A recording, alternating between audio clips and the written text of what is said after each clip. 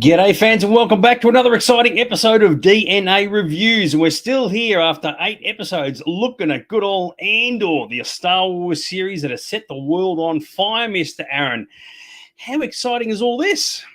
Well, I'm still thinking it hasn't broken its streak yet. I'm enjoying every episode. Looking forward to reviewing this one. What did you think of this one? Oh, like always, I'll keep my responses until the very, very end.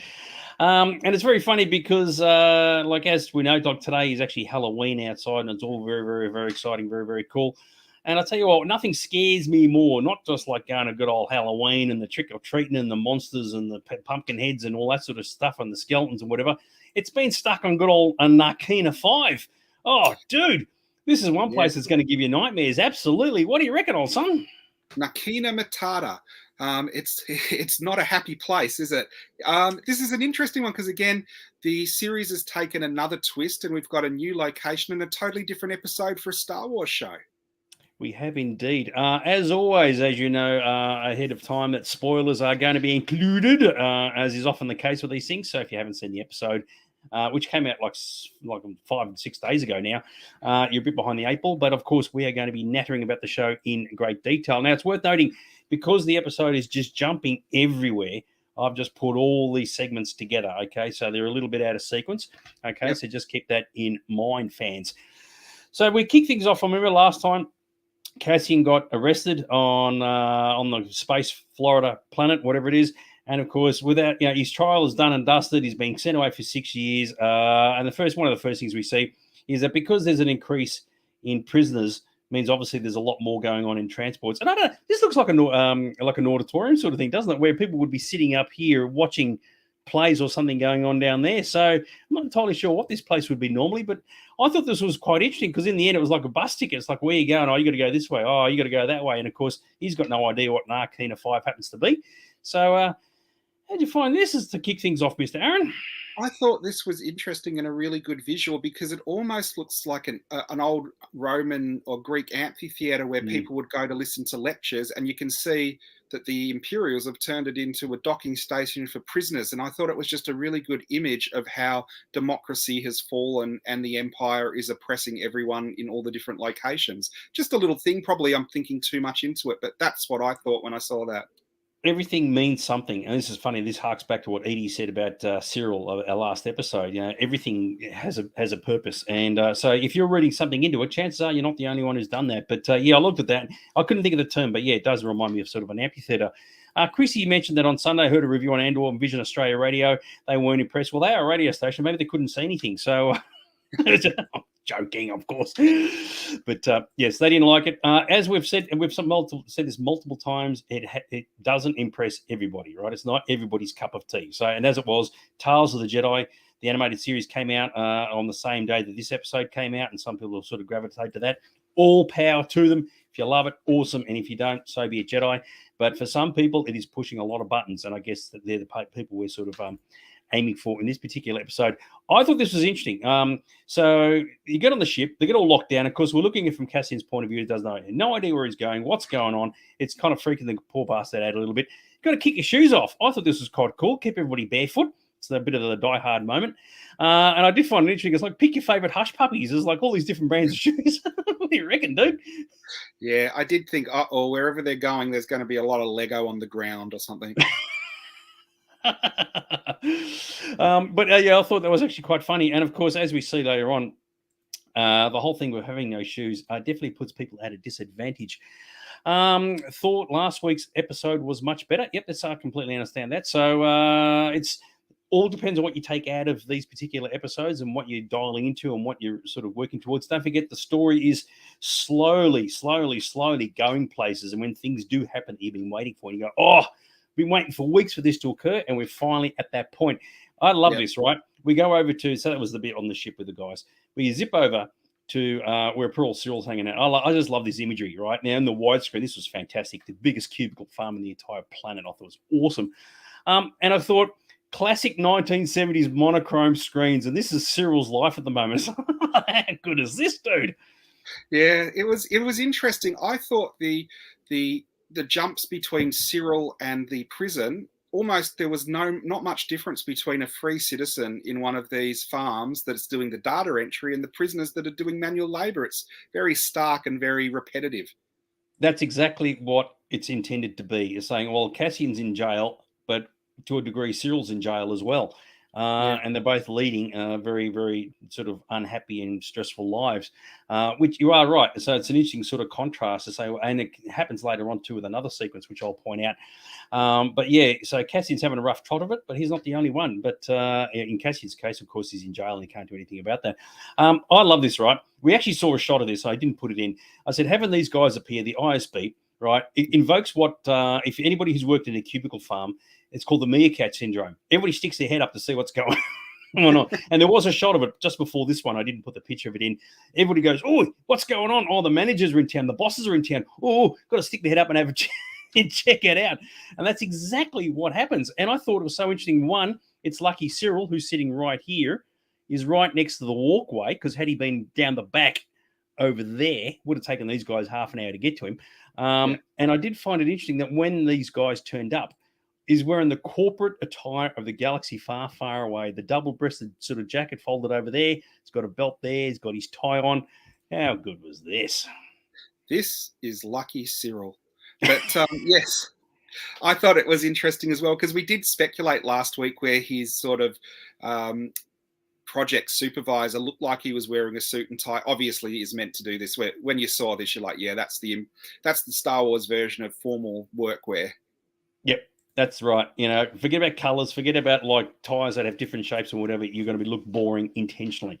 And and I thought it looked great. It just, you look at it and like from an audience's perspective, we go, oh, wow, that's great. And it's wonderful. But in real life, if you were there, you would hate it. He was like, and you can see from his job, it's just menial. It's just like, he's just going through the motions, and everything's all about perspective. The entire series is about perspective. And I really love that. So, we finally get, it's taken episodes, but we finally get to a point where Cyril and Dedra meet up, right? The one we've all been waiting for, right? And of course, we now learn like that she now knows of Cassian's name. Up to this point, she didn't know that, right? And he's been filing all these reports, trying to get some attention, got the ISB's attention, ended up with Dedra. And I thought this was a really, really great sequence, right? You look at it from Cyril's perspective, he's desperate to try and get his point across, saying, oh, I was on the right track. I'm trying to do the right thing for the Empire. And all she wants to do is just find out information from him. And I absolutely thought this was fantastic. And not just how the dialogue worked, but how the sequence worked. He's in a room, he's stuck on the chair, they're all watching from outside, and she's just walking around and says, I'm the one asking all the questions. And I thought that was absolutely awesome. And of course, he then confirms that he's been on a mission to find Cassian. And of course, as I predicted a few episodes ago, he's turning into a Javert from Les Miserables, that he's just not prepared to let him go. He's like thinking, well, this is the guy who brought me undone, has stuck me in this place in this cubicle farm. He wants to hunt Cassian down. And now he has a chance to do that through Dedra. So how'd you find that? I thought this was really interesting because he is almost the same as Dedra, where she was the one who was gung-ho and trying to report it, and she managed to get a step up because of it. And he's doing the same thing, and she shut him down. And I do wonder if this is going to be the seeds of where he maybe goes to the rebellion or something, because he's tried everything he can do to report this to the Empire. And they've basically said to him, if you report this again, you're going to be in trouble. Don't pursue this. And that must be really frustrating for someone who's gung-ho about security, and they're sending back to the cubicles. They're not giving him a chance to like progress the way he wants. So I don't know if he becomes obsessed with tracking Andor down or disillusioned with the Imperial security. Yeah, I can't see him joining the Alliance, because a couple of lines later on, which I'll put on screen, he sort of indicates that he's a bit gung-ho in the path that he's traveling. If he was to join the Alliance, it would be as a spy, and maybe that would bring his undoing. Adzia said he liked that he wasn't intimidated by her. It was very cool when she said, "Oh, you put in 5 reports," and he said 6, and she said, "I'm not including the one from this morning." Oh, Jesus, freaking awesome dialogue. And I thought that was quite cool. But he's desperately trying to find a way in. Like he just mentions here that he knows Luthen's voice, and that of course harks back to episode 3. When the attack on the base was occurring on Ferrix. And of course, as you would say, is this a Chekhov's gun moment where down the track he goes into a place, Luthen happens to be there, and he hears Luthen's voice and go, "Hey, I recognise that." What do you reckon? What will happen? You'll get Uncle Harlow wants to go and pick up some art or something, and he'll go in there and he'll Luthen speak out the back, and that'll be ha, and he'll put in another report to Deirdre, and they go, not this guy, we're not listening, like lock him up or something. But what Ads was saying, I do agree, where he didn't get intimidated. He wasn't intimidated by her in the same way that she wasn't intimidated by her superiors, in where a lot of the other Imperials didn't want to say anything or talk back, where she was for the sake of security. And he's the same thing, and now she's shutting him down. Yeah, it was good, because you are right. Anybody else in that situation, they'd be cowering, oh my god, oh my god, oh my god, oh my god. And it's not the case at all. He's prepared to stand up to it, which ironically he does right here. And of course, I like how he says that he claims he was a very good deputy inspector. And of course, as it turned out, he was, because he was the one who was trying to track down the killers of the two guys on Morlana 1. And as he said, he figured the whole case out in 2 days. And he was good, but he did acknowledge that he kind of overstepped his mark and went a bit too far. But the reality is that for who he is and what he did, he was actually on the right path. It just so happened that all his superiors weren't interested in going down and sort of solving the crime and all the rest of it. So effectively, he's in the wrong place. He should have been in the Empire in the first place. So I thought that was actually quite good, because he's desperately trying to find a way to get into the Empire's good books. And of course, as he said, and this is slightly contrary to what you said a moment ago, can one ever be too aggressive in preserving order? So that gives the impression that he's a zealot, right? Yeah. And of course, he's figured out that something is going on with Cassian that he's not privy to, but he's aware that it's a big deal. And of course, he's now helped, even though he doesn't know this, he's really helped Dedra with her predicament, trying to find out what's going on with the robbery that occurred earlier and everything else. So I thought that was actually very, very groovy. So he's actually unwittingly been a great asset, but doesn't know there's a great asset. I reckon. Yeah, exactly. So I thought that was a really good little scene. It was impressive on a lot of different levels. This show is so built on character building, and actually they seem to make the right decisions. In a lot of shows, stuff happens and you go, oh, no one would do that. Oh, no one would do this. In this, it actually feels like they're making the logical decision of what that character would do, which I really enjoy. A good example of what you just said is what happens here, right? So he's just said, oh, you need my help. And she's just effectively said, nah, bugger off, go home, right? Whereas in a normal, it's like a trope, we go, yep, come on, John, are you on board? You'd be a great asset. And the two of them pair up and off they go. And she's effectively just said, nah, you're not required anymore. Go home, forget about it, right? And of course, then that's the thing about a series that makes this one work, is like, it's totally unpredictable. What is he going to do now? And I don't agree with Ads. And I know he's done it as a joke. He's going to leave the Empire, become a bounty hunter. No, that's not going to happen. That's what he tried to say here. So you don't know what Cyril is going to do, right? But where he would have been perfect for helping Dedra, she's just said, we don't need you anymore. And to a large degree, she doesn't. So I thought that was really well done. I loved the bureaucracy where she goes, how much of this wasn't put in the report? And he goes, I don't know what was put in the report, because I just had to sign it and I didn't even get to read it. And then she's like, let him read the report. Obviously, the Empire knows this kind of stuff happens, and he's not in trouble for that, because it's just the bureaucracy of the situation. And I just thought all these little things build up to show how the Empire and the security works compared to how, it would work smoothly if they let it, Well, it would make sense that, like, Blevin was the guy who provided the report. And, of course, this all occurred just before the Aldani attack. And, of course, Dedra's been chasing her star path unit for ages, which I'm going to show in a sec.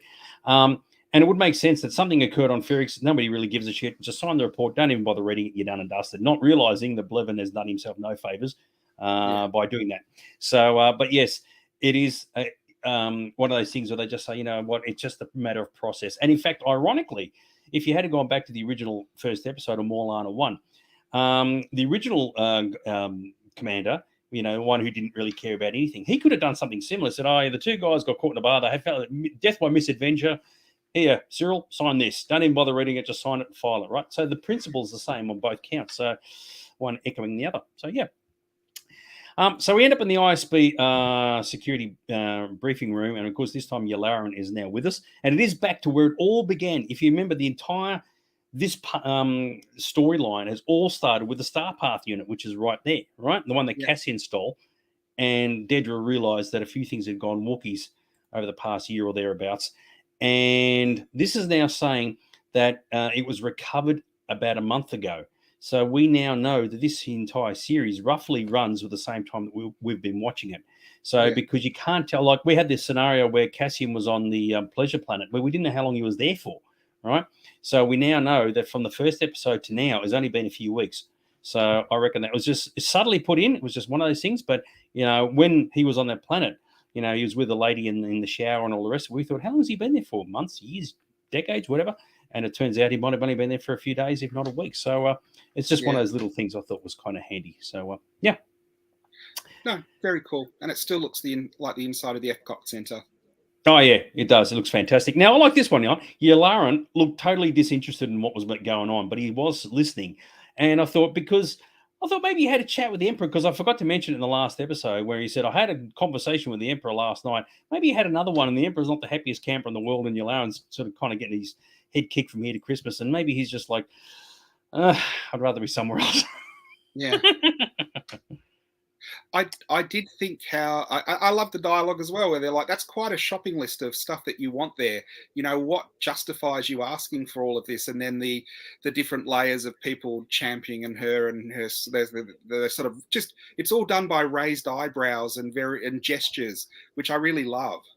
Yeah, so once upon a time when Pearl Dedra couldn't get through to anybody, now everybody's starting to listen to it because all the dots are starting to join together. Luthen is now known as Axis. I thought that was interesting. So they know he exists. They just don't know who he is and what he's now going to be known as that. So make of that what you will. And I thought Partagaz, he's clearly put two and two together, and he's aware that Dedra is onto something. So he's talked Yularen into saying, yep, sign off on the requirements list regardless of how big or expensive it is. And she's now going to be going places. And it's good because we're starting to see how it all began at the very beginning, where like she's putting these dots together. No one would listen to her. Partagaz wouldn't listen to her. Nobody would listen to her. Now, after the Aldani robbery, things are starting to click. And I thought it was really, really good. And, of course, the irony being of the whole thing, they're looking for Cassian Andor, and they've already got him. They just don't know that they've got him. So, fancy that.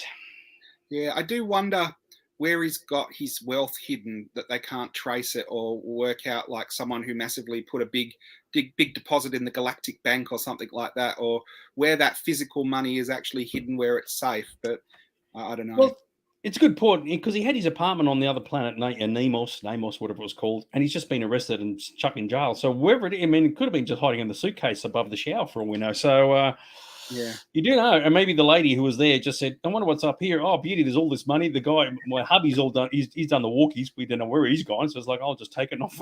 So you do wonder. Unbelievable. Yeah. Very, very cool. All right. So that was that side. Remember, we're breaking this up into sections, right? We're now going to take a bit of a jump and go over to Mon Mothma and see what she's up to, right? And I did love the fact, right? I thought, oh, mate, it's wigglers in your brew. This is a bit like, what do you call it? Tequila. Right, and I'll tell you what, it's not a good life being a squig. You get chucked in the drink, and that's it. You're gone. You just evaporate. What do you reckon, dude? Yeah, it is. It is again one of those things. What I love with this show, they've actually given it enough time to actually give the culture in the food and the designs and the art. They've actually really gone into it. It isn't highlighted, but by being there as part of the scene, it just shows you on every level, the set design, the writers, the prop makers. They've really gone all out on this show. Yeah, the detail is exquisite, right? And it's kicking goals absolutely everywhere in a lot of ways. And that's what we said at like the start of the series. The world building is you cannot fault. You can fault a lot of things, but you can't fault the world building. It's absolutely outstanding. Do you know what it kind of reminds me of? When the Star Wars movies come out, the visual dictionary comes out, and in the visual dictionary they have all these amazing things that were in the background that you didn't see. And then you get this, and it's almost like all the craftsmanship and all the detail that they're putting in there, actually you get to see as the audience. And I really love that. Yep, I completely agree with you. So, yes, there's a lot of stuff for people to pick out on, whether it be your costumes or your details or your props or your weapons or your spaceships. It's fantastic. Clearly got a bit of tension going on here once Tay makes an appearance. And he makes a statement saying that the PORD legislation, which is the Public Order Resentencing Directive, is having an impact. We've seen that with Cassian, so ironically enough. So they're arresting people for minor charges and putting them away for a long period of time. And of course, that brings up a whole discussion as to how it is all progressing with the locals. Now, there's clearly something about Lita. This is the second time she's just popped her nose in and wants to be somewhere else, right? Now, the first time you can kind of get away with it. This time it's like, okay, what is the deal? There's a story with her and we don't know what it is yet. And some people believe, even though there's no evidence for it whatsoever, that she's in on what Mon's up to, but is putting on an act, right? Pretending to be a bit of a snob and all the rest of it. So I personally don't agree with it, but there's something with her and I can't put my finger on it. But I think there's a story with her that could come out somewhere down the track. So here's my prediction. You will see a scene where the Imperials go, we've got to go to Mon Mothma and arrest her. And you will think that Mon Mothma has been rumbled and the Imperials are coming for her, and it will be her daughter will have been doing something with like a rebellion, rebellious, like, we don't want the war, protest or something. And so all the stormtroopers turn up and they're like, and she's like, oh crap, I'm arrested. And they're like, where's your daughter? And then you find out she's been doing something in the background. That is highly feasible. Right. And as was mentioned last week, maybe she has, like, when she left the room and she was upset, maybe because her friend was killed by Cinta on Aldani, and there's something about that later on. You could be on the right track. And that's echoing the whole thing with the Vietnam War protests, right? Yes. Back in the late 60s, where American people say, well, we don't mind the war, we love the war, we hate the war, whatever. But the kids going out protesting and getting arrested for it. Yeah. That makes a lot of sense. Here we go. You're not going to believe this. I just had Cassian and Cyril trick-or-treating. Holy guacamole. Righto. Yeah. Oh, golly. That really is a Halloween thought, if ever there was one. Tracy, good to see Tracy joining us. Heard they changed it from 5 seasons to 2 only. I don't think that's a bad thing. I don't think it's a show that needs to go for 5 seasons, considering that there would have to be 1 season for every year, and Cassian dies at the 5th year. So, very good. Guy has said it's also intense. It is actually very intense. I'm following, but I'm struggling. It's taking all of my concentration to follow without seeing it. I can't wait to see this series. Yeah, exactly right. One of the things that makes this series an absolute winner chicken dinner, I've got a perfect example later on, is it's totally unpredictable. You cannot guess what is going to happen. And that is such a unique thing for a Star Wars show, because Star Wars is notoriously predictable, right? Whereas this, you just don't know. The only thing we know is that Cassian will live on no matter what, right? Because he's got to join the Alliance later on, as will Mon and whoever else. But other people, no idea. All right, so we're still with Mon. Okay, I love this one, right? Now, we know about the Emperor, right? Because we've seen him in Return of the Jedi and all the Star Wars movies and whatever, but these guys know nothing about him, and they're all talking about their thoughts about him. And they're saying, well, they don't know him like we do. And they're saying, oh, these senators, they're nervous. And they should be, because in 5 years' time, the whole Senate is going to be dissolved. And they're all sort of talking amongst themselves, thinking, oh, he overreacts this. And he's sort of like, he's got a bit of a twitchy finger here and all the rest of it. And it's just interesting to hear it from their perspective as opposed to what we know already. And I reckon that was really, really groovy. What do you reckon? Well, it's good to see that Mon has different colors in her wardrobe and just doesn't wear white gowns, which is something that this series has highlighted. I do love it on a lot of levels, and one of those levels is the political stuff that's happening with them talking about what's going on in the Senate and the tightening of controls, and senators being nervous because they don't know what's going to happen and if they're going to have a job the next day. So again, it's just, I like that kind of deep Star Wars cut that they're doing on this, not just the superfluous. Had someone come into the shop and say, I'm really missing lightsabers in this. And I'm thinking, you missed the point, because I don't miss the lightsabers at all. I really love what they're doing with this. And what emphasizes that point is that we're seeing it from the in-universe character's perspective, right? So you got to divorce yourself from what we know to what they know. And as mentioned here, right, they're all talking amongst themselves about, the Emperor's this, the Emperor's that. And eventually this guy realizes he's about to say too much, and he goes, I think I'm drinking way too much of this alcoholic stuff, and that's at the end of the conversation, right? Because they know if they take it too far, they can get themselves into trouble. And as was mentioned by the character on the left who's off screen at the moment, these are troubled times. And of course, that's their way of saying a few years ago, or even like a month ago, right? The Empire's in power, but we've still got a job. It's all great. But things are starting to go a bit cockeyed now. Things are going a bit out of shape. This big attack on Aldani is not good. Right, the public order resentencing directive is arresting a lot of people.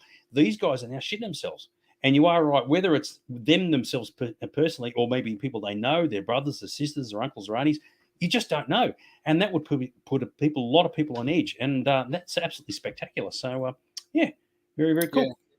No, it's good, and it is sort of a study of what happens when a dictatorship takes over. There's very few people who are in cushy jobs who are very comfortable that would put their hand up and try and fight it when they know they might end up in a prison cell for the rest of their lives. That's exactly right. Keep your trap shut and just hide in the background. And of course, to be fair, there will be those who support it. Like Mon talks to one of the guys, and he's obviously like all the A team. It's all great and wonderful. Adzi said he like you. Said the daughter's anti-empire. Doesn't know what mum is up to, and thinks that mum is implicit in what the empire is doing, hence the grief. So yeah, so it's not beyond the realms of impossibility for what you said, that Lita is really pro-rebel, anti-empire, and she thinks that Mon is pro-empire. So without completely realizing that Mon is obviously trying to run the rebellion and the alliance and all the rest of it, completely oblivious to the fact that that's the case at all. Lita could be thinking, well, my parents are assholes. They love the empire. I hate it. So wouldn't that be an interesting twist? Only because they've never communicated with each other. So yeah, you do wonder if maybe Lita getting arrested or something like that actually lights a fire under the father, and he has to pick a side for a change rather than being so wishy-washy. We just go along with this. Could be, although I tend to think that he's 100%, down the line, and I think he would disown them right straight away. If Lita and Mon were exposed as being rebel sympathisers, he would just say, you're out of my life. This is an interesting moment. All right, they're talking about the window. Do you ever look at the window and say over the view? And Mon says no, don't. She doesn't spend diplomatically, doesn't spend a lot of time there. This is in contrast to what we see in the Nakina prisoners, who don't get to see any daylight whatsoever. So Mon, who has this fantastic view of the city and can see sunshine when it's daytime and all the rest of it, versus the prisoners who don't see anything at all. And of course, she's not even like taking advantage of that. I thought there was a very interesting sort of moment that to say how her life is sort of so focused on facing inwards that she doesn't spend time looking outwards. Just a good dialogue piece. What do you reckon? It was, and like I was just echoing what I've said before, the characterizations in this are top notch. Nothing seems padded; it all seems relevant. But you're getting it at a nice pace. It slowly reveals the characters and the story as it goes along. Yep, completely agree. We learn a bit more about their history. So Mon married at 15, as per I'm used to saying Chandula as Chandula or Chandula tradition. I thought became a senator at 16. Kind of echoes a little bit like what happened with Padme to a degree. So you can imagine there, and it might have even been an arranged marriage. It certainly gives that impression. No wonder their relationship is a tad on the strained side. But so yeah, she's been married and part of the political system for quite a long time. So yeah. Very interesting. Was it the husband is pro himself and his lifestyle? Absolutely. I mean, you got to remember, he's not the senator. She's the senator. He's just getting all the trappings from her job. So he's got the fancy car and he gets all the fancy gifts and all the rest of it and living the happy lifestyle. And he doesn't have to lift a finger. She does it all. So yeah, you would. Can you imagine if, to save the beginnings of the rebellion, Mon Mothma has to give her daughter up? Imagine a scene like that where she can't say anything and speak out because there's the greater good to support it that she has to support, kind of thing. I could see some really interesting storylines coming out of this. I find all the characters fascinating. Well, the way it's going, I mean, we just don't know. I mean, that's the thing. It's like nothing sort of. It's you can't foreshadow anything. There's a lot of things like later on when we get on the Nakina scenes, you go, how the hell is he going to get out of this? So absolutely love it. A good pair of rubber shoes. Yeah, exactly right. Well, yeah, you need a pair of shoes to start you off. You're right, Christy. They do tend to marry young in the galaxy far, far away. Now, as you said a moment ago, and I agree with you, everything is put in intentionally, right? Everything is deliberate. Nothing's just in there by accident. And this popped up, and I thought, I wonder what this is meant to mean. Lita sneaks through the foreground of the shot, eating something while looking around nervously, right? While our major other characters in the background talking about the window and all the rest of it. And I don't know why that is there, right? There's something in it. I don't know what it is, but they wouldn't have done it by accident, right? They could have just left her out completely, but they put her in walking through the foreground. I don't know if most people even noticed it, but yeah. Yes. I do wonder if she's got, the headphones on and listening to like whatever's going on the rebel frequencies or something like that, or the underground, and that affects her moods and why she's so moody and stuff a lot of the time. Who knows? I'm sure it will be revealed. I'm sure there will be a major reveal over what's going on because they've put too much character building into it for it not to happen. Yep, I totally agree with you.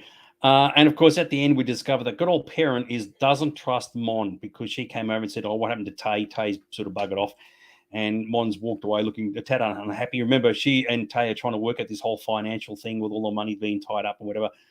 Clearly, he doesn't trust her, and you do wonder where that is going to go. So, yes, it's all fantastic where they're building all the domino pieces and putting them in place. And I reckon you get an episode, maybe the second last or the last one, where someone flicks it and you see everything fall down, and it's one of those dominoes that when they fall down, it makes a beautiful picture. So I'm really looking forward to that.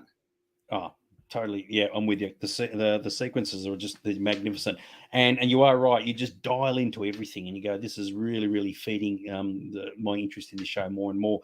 And you're right, nothing superfluous. Okay, so that was all the Mon Mothma stuff, right? So as I said, I stuck it all together.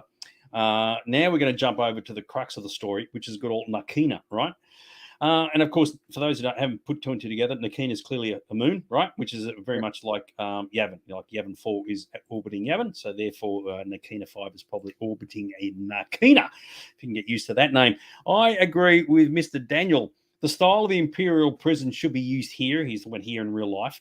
And we'll cut down on repeat offenders. This is a hard yakka place, I got to say. So I got to say, that really is the prison of no hope, isn't it? It's all underwater, and you're thinking, bloody hell. And I think these vortexes, these water vortexes, which is a fantastic bit of detail, is what powers the station. But I tell you what, if you said, "Oh, my prison is in there," you'd be thinking, "Mate, I've got no hope." And of course, there's heaps of these things floating around. So yeah, before you go on, I have to pull something up here. If you just watched and started at this scene and watched them landing on here, you would think this was Blade Runner. The music they were playing was so close to Vangelis. I was like, this is brilliant. And it wasn't skipped over. It was a long panning shot going over. It reminded me a lot of Blade Runner shots. And I know I've said this before. I love it because of that sort of slower, more adult way of showing the Star Wars universe. I don't know if you picked up on the music. We can't play it because we get a strike, but I thought it was brilliant. Yeah, the music is very, very evocative as to what's going on. And it's not the same the whole way through. They change it all the time. Had it been at night time with all the lights shining and everything, it probably would have been like, "Oh, that's Blade Runner 100%." But I didn't pick up on it at the time. But whenever you see nighttime stuff, you certainly can see that. Collins made a point of saying if Mon was married at 15, you assume that Leader would be 2. That's a fair point, actually. I hadn't thought of that. And she looks like she's sort of heading into the 15 arena. So, as I said, maybe she was meant to marry the dude on Aldani who I assume got knocked off. So good point, Mr. Collins. Meet your soulmate, Cyril Khan. Well, yeah, exactly right. So I don't know. So unless she was born on Coruscant, which no, that wouldn't make sense. So or maybe she was, and she's a Coruscantian as opposed to Chandrilian or whatever. Yeah, I don't know. All right, so we end up in the prison. Oh my God, it's just unbelievable, this place. All right, now I've just got a little bit lost here. I'm not entirely sure what the boots are supposed to represent. Right, I didn't get that, whether they're magnetic or what. The guys are all walking around with these big ass boots. The boots are insulated because the ground is electric, so they can put the power on, and the Imperials don't feel it. Thank you, because I couldn't figure that out, and that explains because I couldn't work out what this did. Right, so it's electrifying the floor. Yeah. Yeah. Thank you. That's why they took their feet, and that's why I said, well, you need a good pair of thick rubber shoes to escape, because they electrify the floor, which means no one can escape because all they have to do is push a button, and not only do you go down, but all your comrades go down too. You wouldn't be the most. This was a hard moment, wasn't it? He just pushes the button just to remind and show them what can be done. It's like, oh, dude, I am seriously feeling that pain. Yeah. Oh God, what do you reckon? Yeah. So not only can you not escape, if you try and make a run for it, everyone around you gets it too. So you would not be the most popular person. Yeah. Oh, yeah. Now that you've said that, because I just didn't get it, and I know he said the floor is titanium or whatever it is, and I just like I'm missing something. So thank you for that. Yeah, they electrify the floor. Oh, not pretty. And of course, where he comes out and he says, "You're wondering why we can come here with no guns." They're almost proud of what they're about to do. Yeah, yeah, yeah. You're right. Absolutely fantastic. And of course, the prison system is being overrun by 10,000 inmates that are coming in virtually every day. So clearly, they're not the happiest campers in the world, the prison guards. So this just reinforces Cassian's deep-seated hatred by the Empire. I mean, that was just a painful moment. Even I felt that. He's like, oh God, what are they doing to the Yeah, poor bastards? So, yeah. Now, this is interesting, right? The guards are clearly not the happiest bunch of bunnies around, right? And I thought, yeah, have these guys been paid? Remember, their payroll has just been swiped, so maybe yeah. they didn't get paid. So maybe they're getting a bit aggro because of that. So you would then think that because Cassian has to escape from this prison at some point, will he attempt to bribe Yeah. the guards with money, the money that he's got stashed on the other planet that the chick's probably stolen? So, what do you reckon? Well, I don't know. I think it's a case of if you're in a hardened prison, you've just got to be grumpy guards kind of thing. It's not going to be your ideal place to work for any Imperial. You join up for the security and you end up on a prison where you can't touch the ground unless you're wearing, the rubber shoes because you might get electrocuted. I did think it wouldn't be the best place to work for the guards either. Well, that's it. It's one thing that's not covered off in this episode is where do the guards go when they time off? Do they fly away? Do they have like a big ass like apartment building or whatever? Yeah. If they have to live in the prison, that probably wouldn't be very, very pleasurable. So, yeah, The, it's a the, the very good thing point. the thing is, it's not really a prison, it's a labor camp. And what Yeah, is great by what the Empire is doing by making everyone's like sentences harsher and longer, fantastic. It's building the Empire faster. I mean, what a system. It's a great system for them, for the Empire. true. And we're going to cover that off in a couple of ticks, which I think is kind of cool. But I agree that the guards are clearly getting a bit overwhelmed with what's going on. It is. Oh, hang on. Sorry, wrong button up. Yeah, and you are right, Adsy. I missed it too. So not the only one who missed the floor is electrified. This is interesting, right? There's a delivery problem that they've noted, and someone says that a delivery is takes priority over tech, right? And I thought that's something to remember because Cassian's listening to this. So if Yeah. there's going to be an escape later on, clearly whatever's coming and going is more important than technology. And because these guys are having a problem of coordinating all their tasks, and that could be because they're getting overrun by all these inmates who are now turning up. Remember, we only saw the 5 or 6 guys who landed with Cassian on our level. They've got all the other levels as well as plus all the other prisons. So it's clearly the system is breaking down for whatever reason. It's not just running harmoniously. And I think the fact that they made a point of saying that delivery takes priority over tech for whatever reason, I get a feeling that's going to come back and play a part later on. The other thing the other thing with Cassian listening to them, and from previous episodes how aware he is of stuff, because when the guy's like, who's right and who's left-handed, and he can go din din din din din, anything that anyone says in front of him is filed away, and even if they're in there a couple of years, he's the one prisoner that remembers the way back out because he's got a memory and analyzes stuff like that. So I find saying that in the past episodes gives realism to his skills. He can show when he's analyzing what everyone's doing and how to do stuff. It's very smart. That's very, very clever, actually. Yeah. So I didn't. Yeah, you're right. He just memorizes important information, and that's important information. And it will come down later on. They're going to break out of the prison, and they go, "Oh, what about the technology? Don't worry about it. If there's a delivery coming, that takes priority because I know that from as yeah. That's very good, actually. You're right. You wouldn't even notice that, but well spotted for sure. We get into the prison area itself, and some people have said the environment is sort of inspired by THX 1138. And for those who saw that movie, everything is just blacks and whites. There's hardly any color in it at all. And I thought that was particularly cool. And of course, as been noted, there's no aliens at all, and it would make sense that they're all stored somewhere else. And obviously, women are stored somewhere else as well. But yeah, all these dudes are together, hands on heads, and once you're in, you're not coming out effectively. Well, I was impressed by the prison, and I'm sure you're going to bring it up. I was impressed by the level of new actors we get. It's like you've just been injected with a new cast, you're introduced with everyone, and away we go again, and it pivots and goes in a different direction from what I expected. Tracy has said the sentences are being increased so that the labour demand can be met. They have a Death Star to build. I'm going to bring up something that's going to shoot that theory down in flames, Tracy. And to be fair, it wasn't my suggestion; it was somebody else's. But sit tight when we get to it in a couple of pictures' time. So Andy Serkis makes an appearance. Everything's in sevens. I didn't get this. 7 levels, 7 tables, 7 groups, 7 this, 7. Well, I don't know what the deal is with 7. 7 is the go. I love the fact that D is for day shift, right?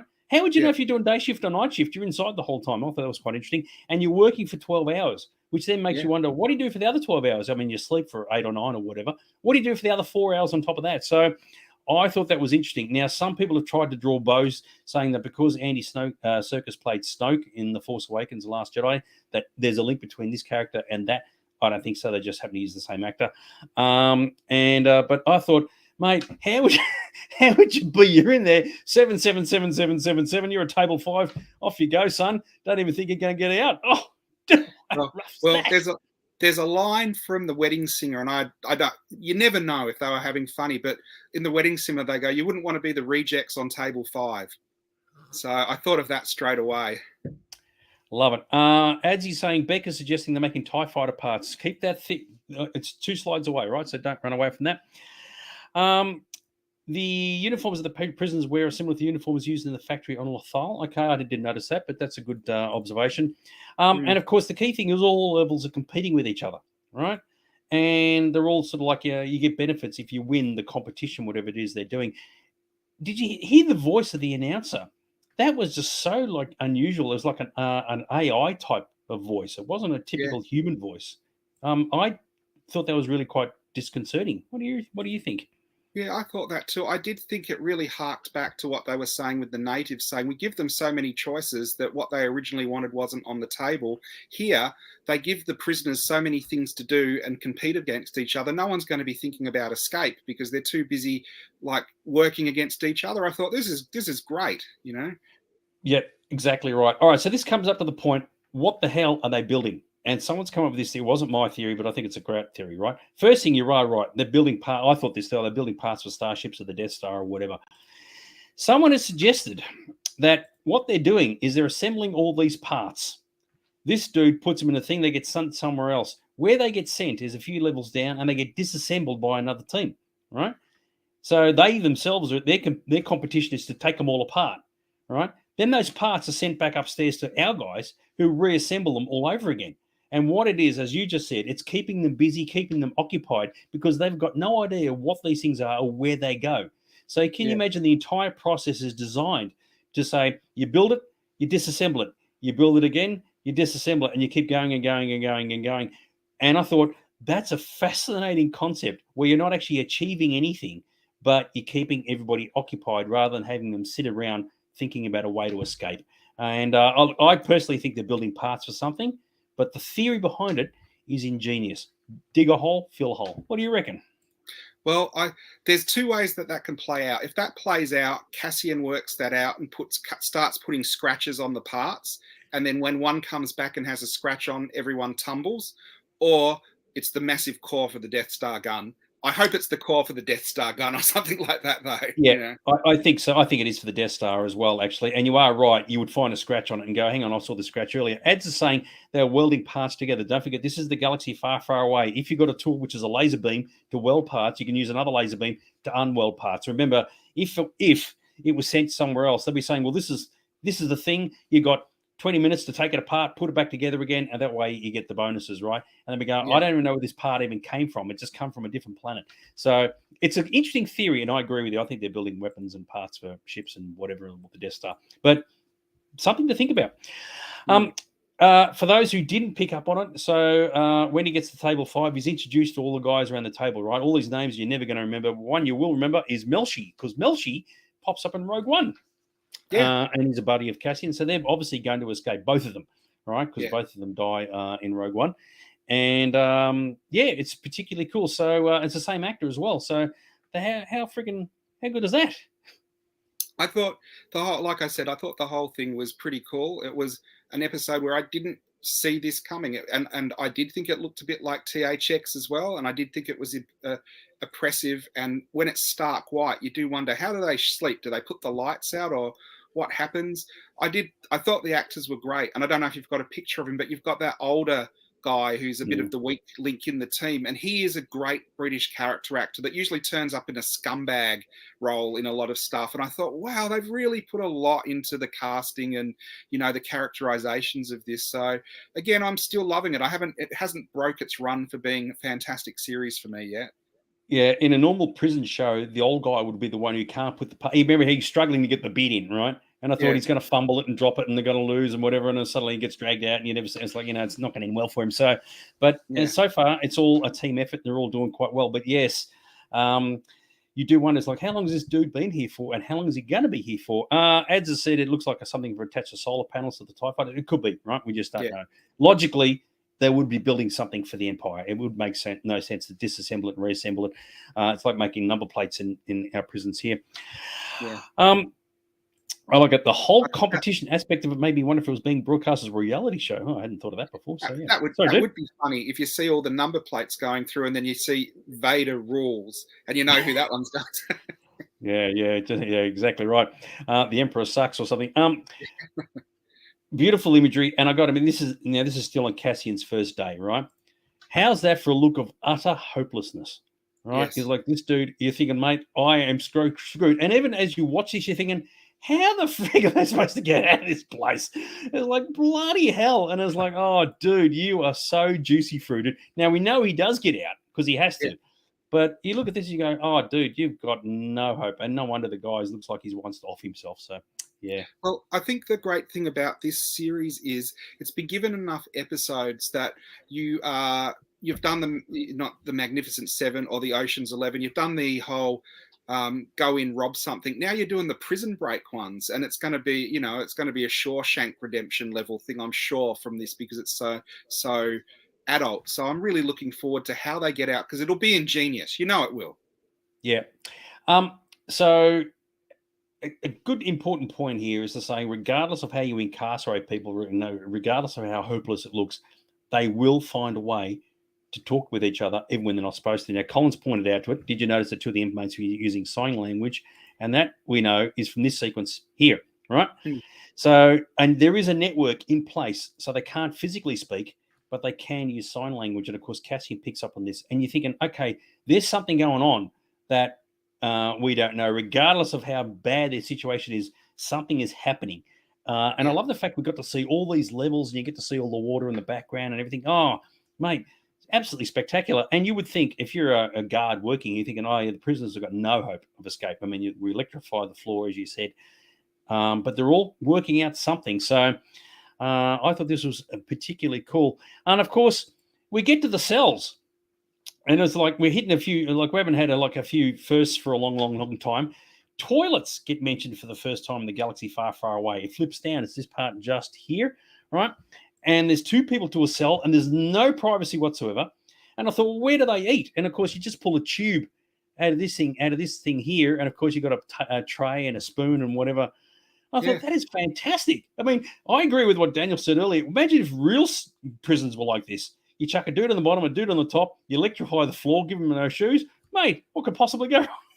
Well, what I think is funny is a prison in the galaxy far, far away is basically a Japanese hotel.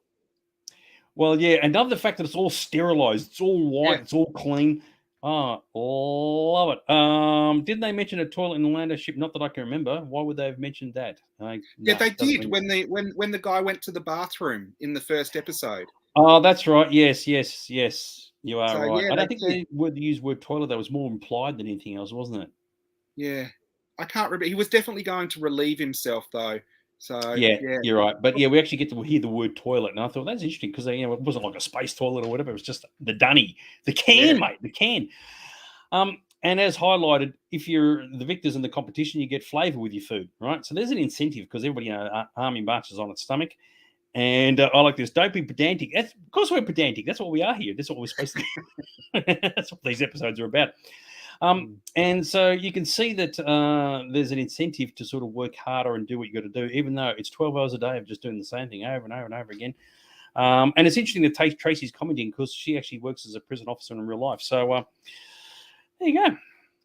Yeah, I thought it was fantastic. And the whole thing with, you get flavour in your food. Imagine being in there for life and never being on the team that won. So you just never got to taste anything good ever again. Mando, the side of the toilet was called a refresher. Yeah, because probably they didn't want to use the word toilet in there and and a vac tube and all that sort of stuff. So, yeah, I mean, the fact that they've said, no, screw the fancy words, it's a dunny, it's a can, right? It's the toilet, right? They could have even said the head because that's a common term for a toilet in... But no, that's what they would have said in Boba Fett. He would have gone, I'm just going to the dunny, because they used a lot of colloquialisms in that, didn't they? Yeah, exactly right. So we're still learning about the cell. Cassian's tab. I wasn't sure what this meant, whether he's getting paid or he's getting an allowance or whatever. It's a shame it wasn't 2187. In this case, it's 2189. But I thought that was kind of cool. I like it. If you lose, you get the Brussels sprouts flavoring. Yeah, that would make sense. And the fact that you get fed that way is very clever. That way you don't get all the troops together. Where they can get the spoons and the knives and the forks and throw them around and have a massive riot, and they're all stuck where they are. So do they spend their entire time off duty in this corridor in these cells? Oh, tough. I guess they do. It's pretty harsh. And who knows what they're eating? It could be Soylent. You never know. You never know. Oh, yes. The dudes who die, because clearly they have a turnover of dudes in this show. And there's a comment made earlier, and we're going to come across that in a tick. I can tell you where the officers are in the officers' kitchen and breakout room. Yes, we'd love to know what that looks like in this location. But, of course, when they finish work, where do they go? I'd love to know what that is. Now, of course, they're not getting a lot of news in the prison, right? They're hearing rumors about the Aldani attack and the still the rebellion at this point. And I like this comment from this, I think it wasn't from this guy, it was from somebody else. He says they slaughtered a garrison. Now, of course, we know for a fact that not all of them died in that attack, but is he referring to what Cinta did to the hostages? Remember, we didn't see what happened to them. We suggested that Cinta killed them, right? That included the wife, the son, and the couple of guys in the control tower. Did she knock them off? And if that's the case, is that what these guys have heard? So, I don't know. Well, the other thing I think we brought up, the garrison who survived probably didn't survive the questioning of what happened. Why did you help them load up? So the Imperials might have killed them all in questioning and then just said the rebels killed everyone. Good point, actually. Very, very good point. Yes, that's a was it the history is written by the victors. Yeah, good point. Yeah. I like it. All right, so forget about cells and bars. Just electrify the floor. You're good to go, right? Oh, I love it. You've got 30 seconds to get in and 7 seconds to do this, and it's like you're in your cells. And I like how I don't know what Andy Serkis's character's name is. I hope you don't sleepwalk. Yeah, that's going to end badly for you. So when you look at this, you go, "Why don't I do this?" I mean, like in real prisons, this would be awesome. No one's going anywhere. Yeah, space prison. It's always a lot worse than normal prison. Love it. Very, very cool. All right, so we now jump 30 shifts later. That's 30 days, 30 12-hour shifts. So that means it's now 2 months have passed since the start of the series. Okay, yeah. And Cassian's been in jail for a month. So we don't know what's going on outside of the jail. We're just seeing what's happening here. He's got his spoons and all this other stuff, and he sticks them in the wall, which is particularly cool. And this is going back to the first time, first of the galaxy far, far away, suicide. A dude has deliberately jumped into the electrical thing. He's carked it and no one cares. No sympathy whatsoever. I like that line. We'll be smelling him all night. Oh, dude, you'd almost feel like I'm surprised more of them don't do it. What do you reckon? Well, I guess Obi-Wan didn't die, but when he just closed his eyes and put his lightsaber up, that was kind of suicide. Nah. That's sacrificing yourself, dude. Okay. Yeah, well, no, this is totally different, and it's a lot darker, and it's more adult than we've had in a Star Wars show for sure. And if the continuation of this shot is they all go back in their cells and the dude is just left there and the dead guy at the end, and I go, oh, bloody hell. Regarding my comment as to why they don't do this in real prisons, Tracy said, electricity costs. These days it certainly does. So, yes. A nice line would have been at the end of that where you go, we'll be smelling that all night, if someone had said, I miss steak. Yeah, that's very, very good. Chrissy's comment, 100% agree with you, right? The prison looks awesome and would work, but unfortunately would be against global humanitarian laws for prisoners. You are right. It would work in North Korea, probably in Siberia and Russia, but in Western society, not a hope in hell. So, unfortunately, but even though it seems like that's the way to do it, it's chuck them in and that's it, electrify the floors and we're good to go. Oh, dear. Yeah. Very, very good. All right. I do wonder as well if, they've shown that someone can commit suicide in this way. That means that they can get to the electrics of the prison and that will be something that'll happen that'll help them get out later down the track. Yeah. You're right. Something will occur and the red thing won't turn on and they can all walk on the floors and go wherever. First thing they do is go straight to the shoe shop, get some shoes on. Yeah. And Colin said, a first of the galaxy far, far away shower scene. Well, it was last week because Cassian was in the shower.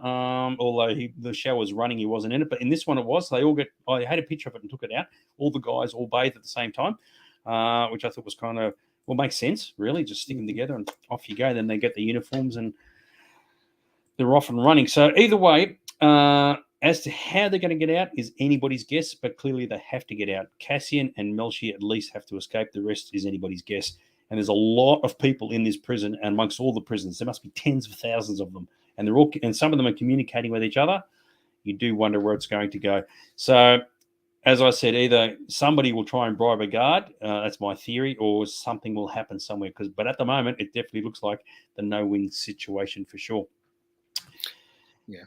So that's that segment done. All right. Now we're going to jump over to Ferrix. All right. We're back. Meanwhile, back on Ferrix. All right. And we haven't been here for quite some time. We go and find out that Marva isn't feeling well. She's been out doing rebel activities. Remember trying to flood the hotel and we'll find a way to get into the hotel for when the attack comes. And at this point, Dedra hasn't realised her connection to Cassian. Yeah. So it was good to see some old characters come back, Bix being one of them, and of course B2 and all the rest of it. And how'd you find this, dude? I did feel like we were coming back to something that had been sort of moved on from. So obviously they're going to come back here for some reason. So I thought this was a scene just to keep that plot line percolating with the audience and not let them forget it for another episode. Didn't really advance the story too much, but just let you know that stuff was still going on there. Well, yeah, you are right, because the details in the shows we've covered off before, not just the visual details, but the story details are very, very clever. So we've come back to Ferrix after leaving it for ages, right? Bix is speaking to the other guy's name I've forgotten, right? They don't know where Cassian is. No one knows, right? And I thought, had he remained, ironically, on Nymus, right, would anybody have ever found him? But at the moment, he's disappeared off the face of the earth, poof, gone, right? And you go, all right, fine, fair enough. But of course, Vel and Cinta are trying to find him because they want to knock him off. And they're working in the view that, if Cassian comes back, he's going to catch up with Bix. Bang, and they got him. And I thought, well, hang on. Cinta's prepared to wait for him to turn up. Yet, based on the original, Cassian's plan, he was going to bugger off and never come back. So I tell you what, all their plans are not really making a lot of sense at the moment. But, Cinta takes a room in the hotel, and that's it. She ain't going anywhere. And she gets a lovely glass of blue milk as well. But she does indeed. It is one of those things, because Cassian was put into the group and no one knew who he was, where he was from, or where he was going, very hard for them to track him down. Well, that's right. And of course, he's gone under a false name as well. And everybody's like, unless he hasn't forgotten what his false name is. And he didn't go with Clem either. He went with a different name too. So sticking with the two ladies. So clearly, Cinta is, we found this out from the Aldani stuff. She's 100% zoned in, right? The mission is all that matters, even if her relationship with Vel is going to suffer. And of course, we see Vel on the ship later on. She's nicked off. Cinta gets herself a hotel room and it's just looking out the window. And it's like, mate, Cinta, sorry, honey, you've got a damaged head. If that's all you're thinking and nothing else, you've got some serious PTSD problems. So I don't know how it's going to end with her, but I would assume it's not going to be a good one. What do you think? Well, it is interesting. You've got a lot of people after Cassian. You've got Cyril Khan, who's got the same obsession. Now you've got Cinta. And I did think she will come back and be a major character because, not a spoiler, but they made an action figure of her, and that usually means you'd have more than the couple of episodes they've just done. Could be wrong with Star Wars. You can be a character in 2 seconds and they make an action figure of you. But I did think, she will come back and be a major plot point down the track. Yep, I would think so too. In the interim, Bix has gone to run off and call Luthen because obviously Cassian and Marva's crook, and wants to try and find Cassian, and so you can say the mother's crook. Can Cassian come and pay a visit? That then jumps us all the way over back to Coruscant, right? And of course, the whole thing about shutting down the communications, right? So the time has come. They're aware that Cassian is aware of who Luthen is, and it turns out Luthen's response, maybe he suggested that Claire get him knocked off after all. So remember, way, way, way early back when Luthen met Vel, he said Cassian is disposable. So maybe he is disposable after all, because the cracks are now starting to show. And as mentioned here, Luthen's starting to lose a little bit, and Clay's trying to keep him on track, saying, no, you've got to lose contact with everybody. Otherwise, it's all going to fall apart. So maybe it was actually Luthen who told Claire to tell Vel to kill Cassian, if that makes any sense whatsoever. Hey. What do you reckon? It is one of those things. I think it will not be something that's just forgotten. I do think the writers of this are good enough that it'll all tie in together. I do think it's funny that the security are calling him Axis. So if they get anyone and question them, they go, "Who is Axis? Where is Axis?" They all know him by different names, so they're not even going to know who the Empire is talking about. It's a good point, and you are right, Daniel. Yeah, like clearly the system doesn't have fingerprint scanners and eye scanners and all these others. They should have figured it out straight away. And the database should have said, "Oh, we've just flagged someone with the same DNA and the same eye pattern and all the rest of it." So, I mean, the funny thing about the galaxy far, far away is we've seen there's futuristic in some areas and very old school in others. So it's not like the whole thing is like a utopian future where it's just perfect right across the board.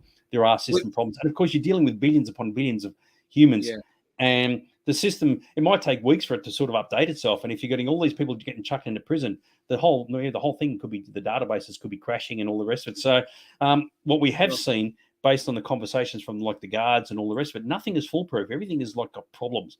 And that's what makes it all work. Because otherwise you would think, oh yeah, as soon as you press a button here on the other side of the galaxy, there's a response. And it's not necessarily the case at all. So, well, the other thing we've seen in Star Wars, there's tens of thousands of clones. So how do you know if you get someone's DNA or eye retina scan, it's just not the same as thousands of other people, because that's just how things work in a galaxy far, far away. That's right. And with Cassian, they may have just said, mate, you're going to prison, chuck in, gone. Nobody cares about you. You're on Narkina. That's the name. It's going to take me a while to remember. Forget about you, right? And nobody does a background check to say, oh, could you be somebody else? Nobody cares. It's as simple as that. So we're still with this. So Claire knows, and it's interesting because when we first saw her a few episodes ago, she was just a shop assistant, right? Really wasn't nobody. Luthen was the main guy. But now she's come into her own, and she's really showing that she's got a lot on her shoulders. A bit like Cinta to a large degree, very, very focused on what's going on. And I like the fact that even she's saying they can't operate in the shadows anymore. And when they make a big statement, there's going to be losses. The Aldani mission has just changed everything. And she's completely dialed into what's going on. Whereas Luthen is a little bit antsy because he knows there are people out there who know who he is. And I thought this was a really interesting sort of turnabout. She could have easily have been, as in Claire, could have easily have been just the subservient shop assistant kind of character. But no, in actual fact, she's actually tougher than he is. And I reckon that's actually really groovy. Well, this is what I really like about the story, where she's had basically gone from featured extra and a couple of lines in the background, and then you find out that they're bringing her story to the forefront. She also reminds me of Sean Young in Blade Runner, just from her hair and the cut of her clothes, which I think is very cool. And it also says to me, this is what they're going to do with Lita, where she's have a couple of lines, she's in the background, and then suddenly it pivots, and she's a really important character. Yeah, it's tantalizing to think what could possibly happen. I completely just bypass, for those, I missed it last week, I'm just going to chuck it in. If you're those who didn't notice in the shop, that helmet just there, that's actually a Jedi Temple Guard helmet.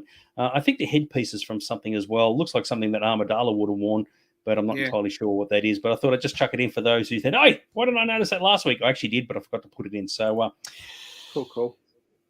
Very, very good. Cool stuff in the shop. All right, so okay, so Bix is trying to contact Luthen. They've said, nah, shut it all down. That's it, all done and dusted. And, of course, Prawl. Bix is sitting there banging on the thing, trying to get some information through. What this is telling us is that even though the rebels at this point are the good guys, they aren't prepared to help everyone, including their own. Sacrifices will be made. And that's what's coming into the Rogue One mindset, where even the good guys have to do bad things, right? If this was the Rebels series, our heroes would go, no, we got to go and rescue everybody and save the day and be like absolutely like the greatest heroes of all time. In this instance, the Bix's contact, Luthen and Claire, have intentionally disconnected her.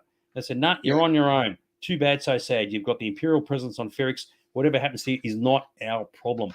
And I really like this because this would be more like a real-life scenario where if you're on an outpost and you used to be part of the process, you've now been disconnected. And I reckon that's really groovy because it's the kind of thing you don't expect to see, especially in a Star Wars story. And that throws up decisions for her. Does she possibly die protecting secrets, or does she throw out Cassian and her contacts and the underground network under the bus to survive. It is one of those things. How committed are you to this rebellion that's just left you for dead? Yes, exactly right. And we don't know, and that's the thing. It's hard to sort of determine, but we're seeing shades of grey in a franchise which has always been the Empire's the bad guys, the Alliance are the good guys, right? And as far as the world's concerned, they've always been that way. Even in, dare I say, Tales of the Jedi, we're starting the cartoon or the animated series that started last Wednesday on the same day as this show.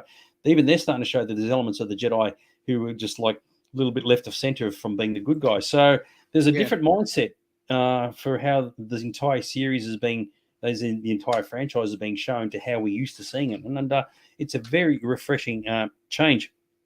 I do think it's not only is a more adult version of Star Wars, but it's more in line with other popular TV shows like The Expanse and things like that, where it unrolls over series and plot lines. Even go back to Babylon 5, where they introduce stuff at the beginning and then it takes for half a season or a season to play out. And I really like that long form storytelling. It's very different for average Star Wars series. It's not Mandalorian. You can understand why people who think Mandalorian is the best Star Wars series ever don't like this. You can understand why. Yeah, I mean, Mandalorian is just the feast for the eyes, right? You can almost switch your brain off. You don't have to think about it. It's color by numbers, but it looks pretty and it serves the purpose. Yay, team. And it's entertaining, which is what it's meant to be. This isn't entertaining, but it's thought-provoking.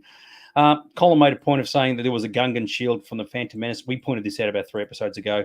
For those, it's over there. So you've obviously missed a couple of our reviews, Mr. Colin, but we were aware of it the first time we went into the store. All right, so still on Ferrix, the Bush Telegraph, which we saw all those episodes ago, but he's banging on the bloody things and there's making all this noise everywhere.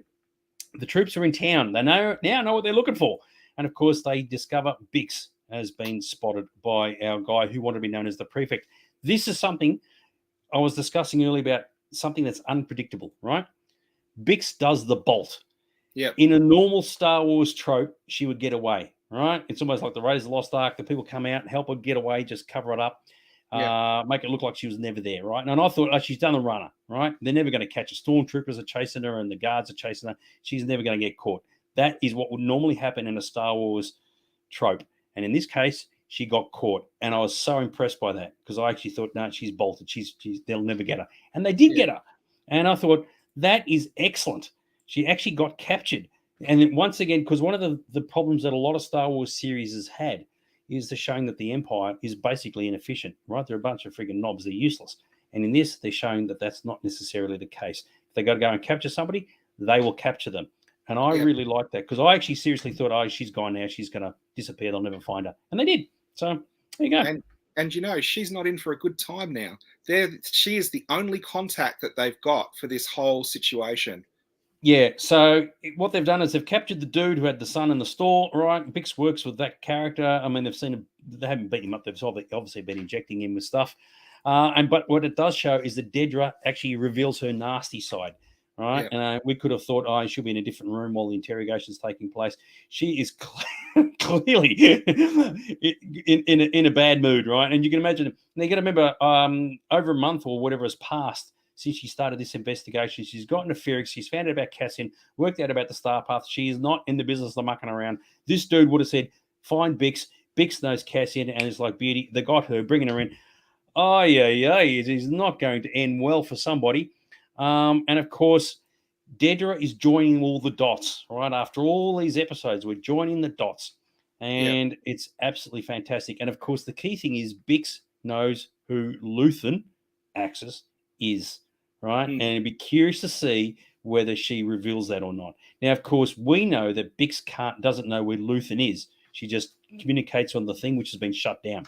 So you don't know where that's going to land, where it's going to lead. But if she knows who he is and she spills it to Dedra, that will be Luthen's unbringing, which I thought predicted episodes ago because I think Luthen's going to cark it, right? But how fantastic is this? And I tell you what, absolutely awesome. And just to finish off this picture, Cinta, of course, was following Bix. So she'll know that she's been arrested, and we don't know what she's going to do now, whether she'll try and break Bix out of this interrogation because she's still hunting Cassian, or whether she's going to give up. So, hey, what do you reckon, dude? Yeah, another great little scene. And it drives the plot forward as well. So it's fantastic. And what I was saying earlier, does she sell them out because they cut her off, or does she possibly die for the Empire? Will they bring in the mind probe? Well, clearly they're using something that's like they obviously don't beat them up, or maybe they do, but a lot of it's all to do with chemicals. And the irony being, of course, that Bix knows Cassian, and that's what Dedra was looking for. But she doesn't know that Bix knows Luthen as well, so who she is looking for. So what are the chances? So, yeah. And that's what I love about it. So we just don't know where this is going to go. If you were to take guesses, I mean, it's not like every guess that people come up with is identical. They're all like, well, I think this might happen, this might happen, this might happen. I don't know what's going to happen. So either she's going to resist and go, no, I'm not telling you anything, or she's just going to spill it out. Yep, Cassian, yep, he had the star path. This is other dude. And, oh, yeah, I don't know. And what Michael is saying there is actually right. She has a great resting bitch face. You wouldn't want to go up against her.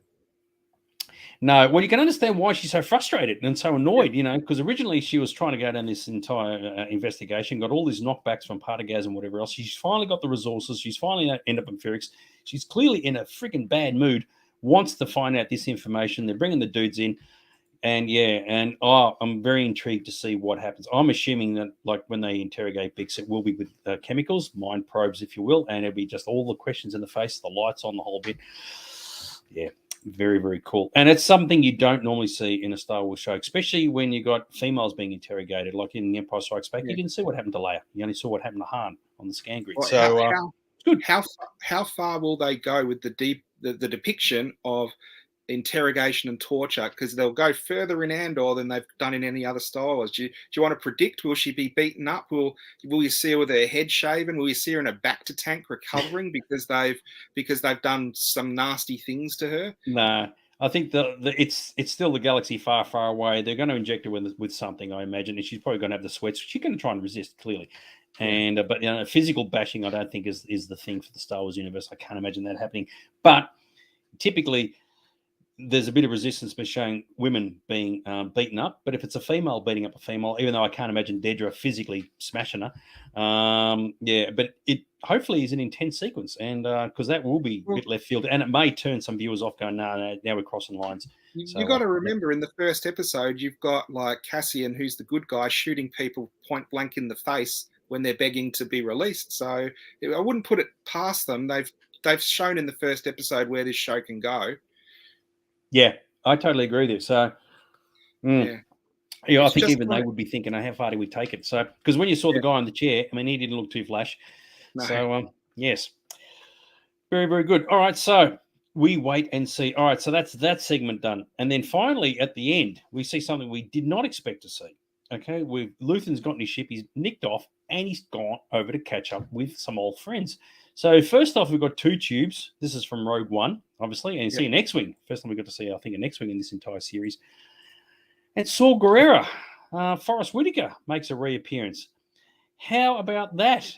And I like the fact that in their conversation, each is suggesting to the other, did you arrange the Aldani attack? And then, of course, when the other one says no, that's the answer that each of them was expecting. Now, of course, he hasn't moved to Jeddah yet, and he hasn't gotten really sick. So in the next 5 years is not going to be very, very good for Saw Gerrera. And as a subtle line, Gorman, once again, is referenced. That's actually been mentioned a few times in this entire series. But once again, the show has shown keeping the same actors playing the same characters is massively successful. And it was awesome that they brought Forrest Whitaker back. It's great they brought him back. And he does actually look younger than he did in Rogue One, which I was impressed by. I actually like sometimes when they bring characters back, you're like, they're meant to be younger, but they're much, much older. But he actually did look younger than he appears in Rogue One, which I thought was great as well. See, it was interesting because for those who've seen like some of the original trailers for Rogue One, Saw Gerrera did have the hair, right? And then they did all the reshoots, and then they shaved all the hair off. And I first thought, is this all external deleted scenes from Rogue One that they've used? And they just refilmed Luthen and stuck him into opposite. But obviously they haven't done that. But I agree with you.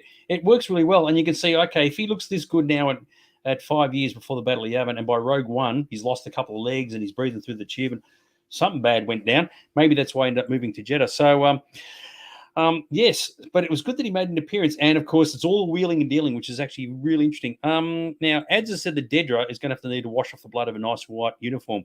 Wouldn't that be interesting? You don't see what happens to Bix, right? And they have shown that women can get injured in the show because, remember, Bix got smacked in the head on the wall all those episodes ago.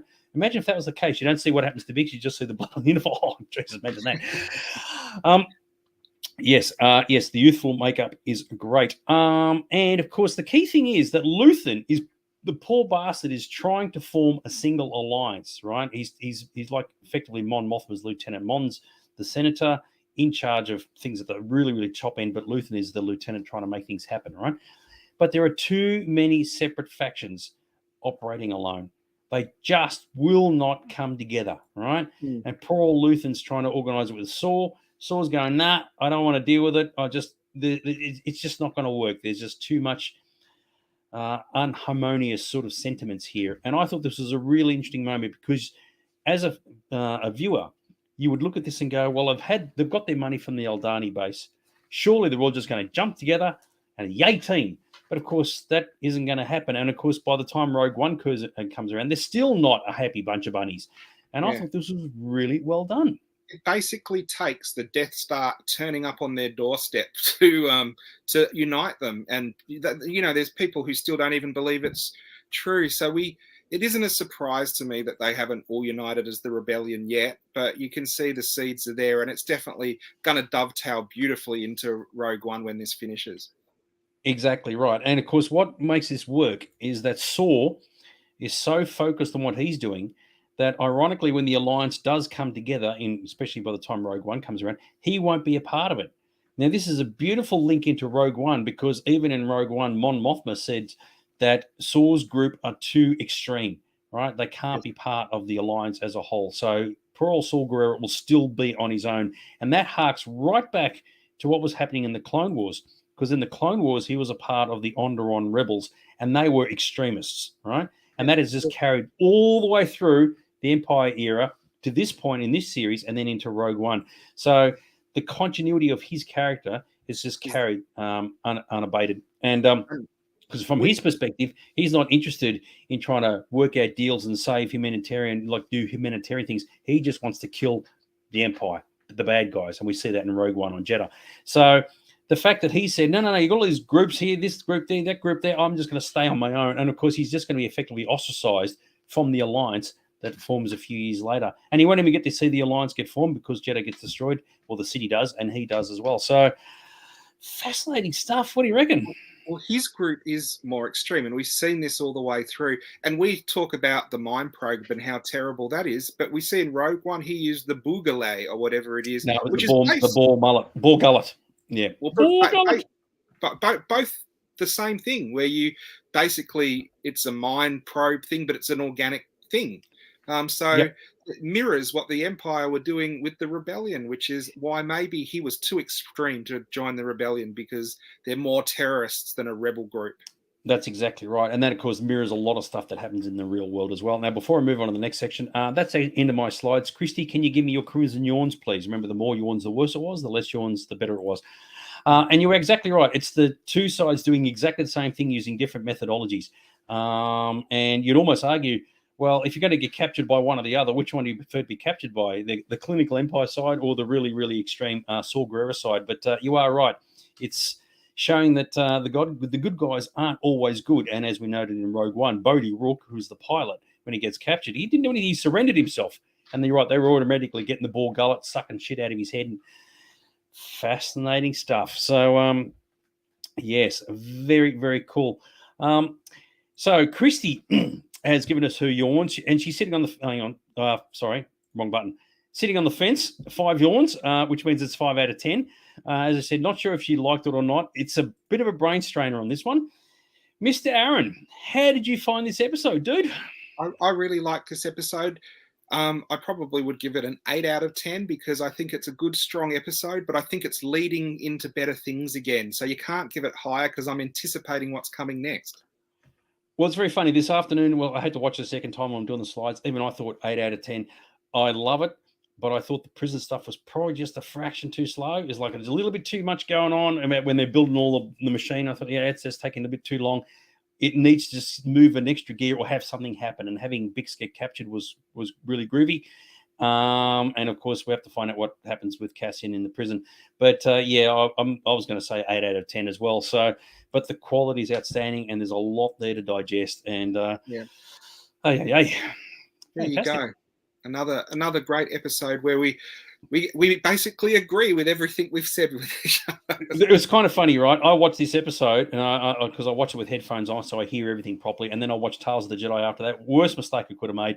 It was like, mate, Tales of the Jedi, the animated series, is like, what do you want to call it? Chicken feed, in terms of like the seriousness of this show. So, I mean, Tales of the Jedi is great, but it's for a different audience, effectively. So, this is definitely far more adult. And I haven't watched it. I haven't got round to watching it yet. And for everyone who's listening, Dags and I do not discuss with each other what we thought of the episodes before we review them on Wednesday night. So Dags could come on and go, that was boring, or I could come in and go, that was crap. But so far, no controversy. We've really loved pretty much everything that they've put on. Totally agree. Now, before we sign off, don't forget, if you haven't done so already, to check out the Sci-Fi Zone socials on YouTube and Twitter and whatever else, Instagram and whatever else. So if you haven't signed up, then please be sure to do so, because there are other shows besides this one that we're producing. And, of course, Aaron's store in Blackburn. There you go. If you want for all your Andor or Star Wars goodness. Oh, where was I going with that, dude? So anything quickly, promo the shop, dude. Fantastic. The shop is full at the moment. Lots of stuff. Come in and talk. A lot of the people here tonight, Colin Christie and Greg King, were in the shop on the weekend. Always come in. Happy to talk anytime, even when we're busy. Happy Halloween to everyone. In case anyone wants to hear more of me, we just dropped a Halloween special on the Sci-Fi page called Graveyard Shift that you can check out as well. Totally agree. Because be sure to have a look at that. Christy said it right. Grit versus Disney fluff. I reckon that's actually a nice way of putting it too. But they're aimed at different audiences, and I get that. Right? But very good. All right. So that's the end of us. So thanks for joining us, everybody. Episode 9 comes out in 2 days' time. Oh, fascinating to see what happens on this interrogation scene. Things are slowly getting places now, and we'll have to see where it all leads. But it is definitely not faltering. Some series have started on a high, and they sort of peter out as they go along and then finish on a high. This one has started on a high. It's just like gone right across to this point. And people like Aaron and myself are absolutely thriving on it. And even though with Christy, I know Christy's not a big fan of the show, but in fact, you're still sticking with it, Christy. It's good to see. So there you go. All right. We'll be back next Monday to talk about episode 9. Any final words before we sign off for tonight, Mr. Aaron? No, just have a happy Halloween, everyone. Good stuff. No worries. Okay. Take care, everybody, and enjoy yourself. We'll see you next week. Okay. Bye for now. Good night.